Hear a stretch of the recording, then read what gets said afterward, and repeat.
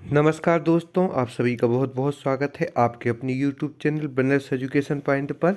रंग पंचमी के दिन तक हमारी विशेष सेल का आयोजन किया जा रहा है, जिसमें किसी भी विषय के नोट्स लेने पर आपको 20% का डिस्काउंट दिया जाएगा। यदि अभी तक आपने हमारे इस चैनल को सब्सक्राइब नहीं किया है तो सर्वप्रथम आप हमारे इस चैनल को सब्सक्राइब करें, वीडियो को लाइक एवं शेयर करें। डिस्क्रिप्शन बॉक्स में जाकर इंस्टा मौजू की लिंक के माध्यम से आप हमारे मुख्य परीक्षा एवं प्रारंभिक परीक्षा के हस्तलिखित नोट्स भी परचेज कर सकती हैं।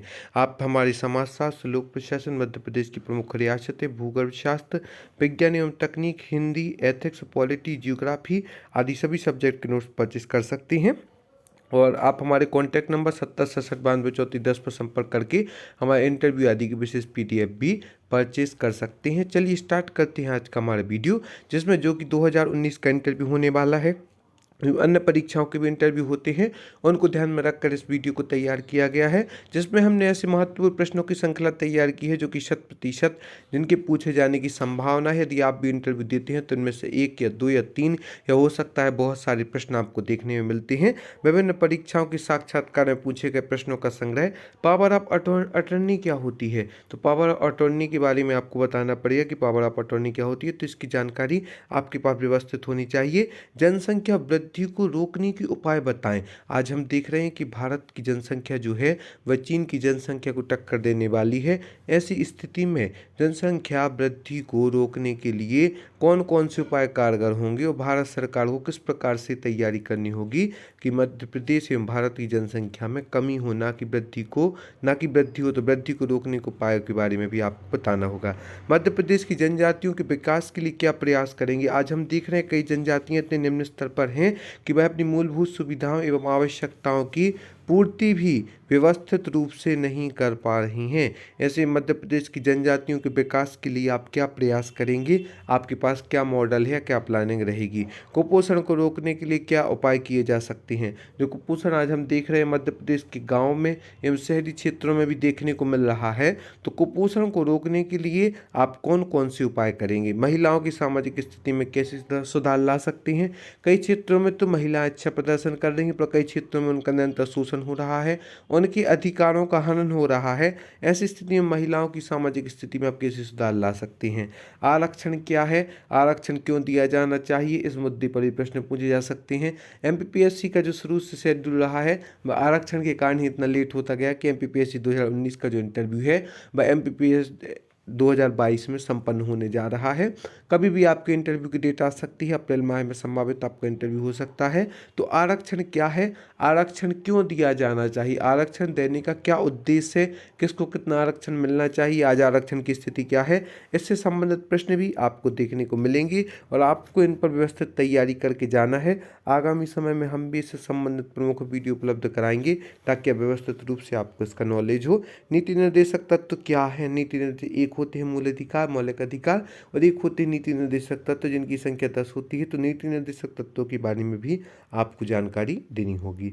महिला सशक्तिकरण किसे कहते हैं? महिला सशक्तिकरण से तात्पर्य जब महिलाओं को भी पुरुषों के समान अधिकार प्राप्त होने लगे, एक समान वेतन, एक समान सम्मान प्राप्त होने लगे, तब असल शब्दों में वही महिला सशक्तिकरण कहलाएगा। तो महिला सशक्तिकरण किसे कहते हैं भी आपसे पूछा जाएगा। अगर आपकी सिंगिंग हॉबी है तो गाना गाकर सुनाइए। कई बार क्या होता है कि पुरुष अभ्यर्थी जो होते हैं, महिला अभ्यर्थी कुकिंग खाने बनाने को, और पुरुष अभ्यर्थी भी एक लिमिटेड हॉबी ही चुनकर, जो उनकी हॉबी नहीं भी होती है उसको चुनकर हॉबी के रूप में लिख देते हैं, लेकिन वह ठीक नहीं है। जो आपकी रियल हॉबी हो, यदि आपकी हॉबी सिंगिंग है तो आप सिंगिंग से संबंधित, और यदि आपकी गार्डनिंग है तो आप गार्डनिंग भी लिख सकती हैं। यदि आपको पढ़ना अच्छा लगता है तो आप पढ़ना भी उसके अंतर्गत हॉबी में लिख सकती हैं। यदि आपको कोई विशेष खेल से रुचि है, क्रिकेट से, टेबल टेनिस से, यदि किसी भी खेल से रुचि है तो उसके बारे में भी आप लिख सकते हैं, जो कि आपके लिए विशेष रूप से व्यवस्थित रहेगा। तो अगर आपकी सिंगिंग हॉबी है तो गाना गाकर सुनाइए, तो आपको गाना गाना भी होगा। ये ज़रूरी नहीं कि आप आज बहुत अच्छी ही हो तभी आपकी सिंगिंग हॉबी हो। सिंगिंग हॉबी किसी की भी हॉबी हो सकती है। सुशासन क्या है? सुशासन की परिभाषा आपको व्यवस्थित रूप से अपने शब्दों में बतानी होगी। सुशासन क्या है? चुनाव आयोग के कार्य क्या क्या होते हैं, किस प्रकार से वह निष्पक्ष रूप से कार्य करता है। तो चुनाव आयोग से जुड़ी बातें भी आपसे पूछी जा सकती हैं। मुख्य चुनाव आयुक्त तो कौन है? वह भी पूछा जा सकता है। तो सिर्फ यही नहीं कि आपसे सिर्फ डिस्क्रिप्शन पूछा जाएगा कि चुनाव आयोग के कार्य बताइए, उसके अंतर्गत वह मुख्य चुनाव आयुक्त पूछ सकती हैं, कितने सदस्य होते हैं, उन सदस्यों के क्या क्या कार्य होते हैं, कब इसका गठन हुआ था, कब इसमें क्या क्या नवीन परिवर्तन किए गए, राज्यसभा को स्थायी सदन क्यों कहते हैं, इसका कभी विघटन क्यों नहीं होता है, राज्यसभा को स्थायी सदन क्यों कहा जाता है। इसके बाद का जो आपसे प्रश्न पूछा जा सकता है कि अहिल्याबाई क्यों प्रसिद्ध हुई हैं, उन्हें लोक माता की उपाधि भी दी गई थी। जो अहिल्याबाई हैं इन्हें लोक माता की उपाधि भी दी गई थी। तो पुराने महापुरुषों से संबंधित प्रश्न पूछे जा सकते हैं।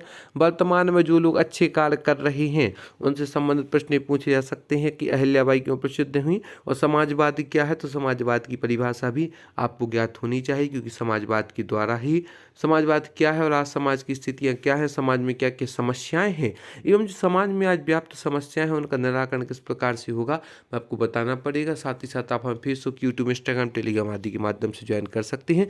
एवं आपके लिए सुनहरा अवसर है, यदि आप हमारे नोट्स परचेस करते हैं तो आपको साथ में इंटरव्यू की विशेष PDF एवं 20% डिस्काउंट के साथ नोट्स अवेलेबल करवाए जाएंगे। पंथ निरपेक्षता से आप क्या समझते हैं? आज के समय में पंथ निरपेक्षता, यदि कोई विशेष पंथ में न पढ़कर आप सर्वधर्म समभाव को लेकर चलते हैं तो वह पंथ निरपेक्षता की सरल शब्दों में परिभाषा होगी। तो पंथ निरपेक्षता से संबंधित प्रश्न भी आपसे पूछे जाएंगे, आपको इसकी भी तैयारी करके जाना है। सामाजिक समस्याएं क्या होती हैं?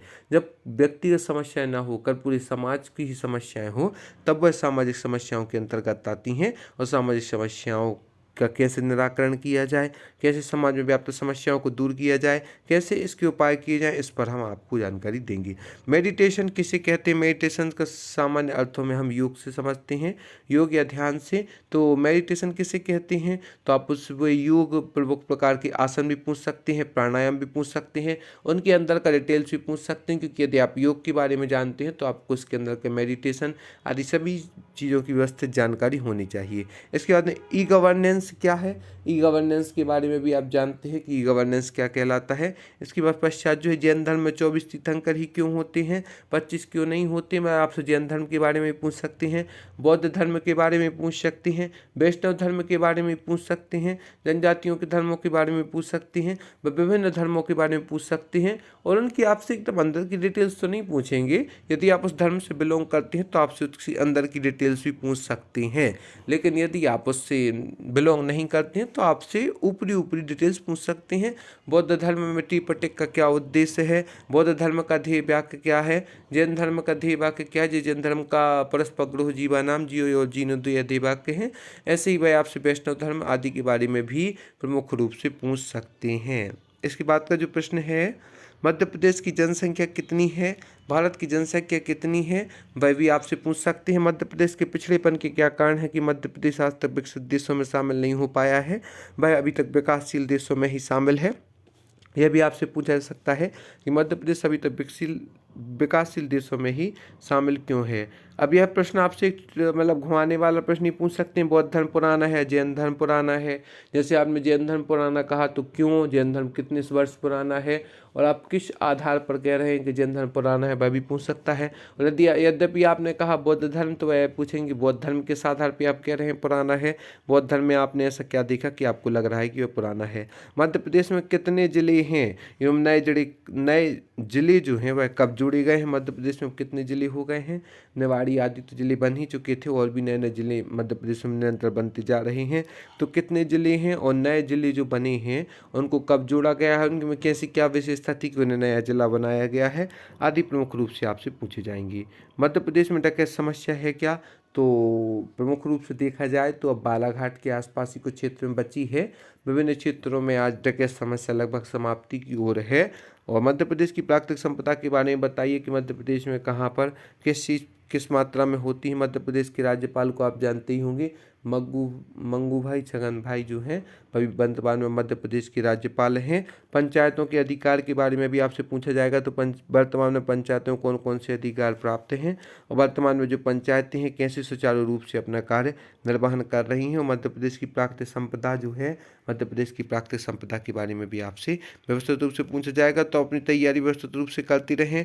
ड्रेस कोड आदि कौन कौन से प्रश्न और पूछे जा सकते हैं, बेसिक IMP क्वेश्चन हमने आपको बता ही दिए थे और जो भी प्रमुख जानकारी होगी हम आपको बताते रहेंगे। तो अपनी तैयारी करती रहें और जब भी आपको किसी भी चीज़ की जानकारी प्राप्त करनी हो आप हमसे कॉन्टैक्ट करके प्राप्त कर सकती हैं। आज ही आप हमारे नोट्स परचेस करें जो कि टॉपर्स के निर्देशन में तैयार किए गए हैं, व्यवस्थित है। तो आज ही आप हमारे हैंड रिटन नोट्स परचेस कर सकते हैं। आप सभी का बहुत बहुत धन्यवाद दोस्तों।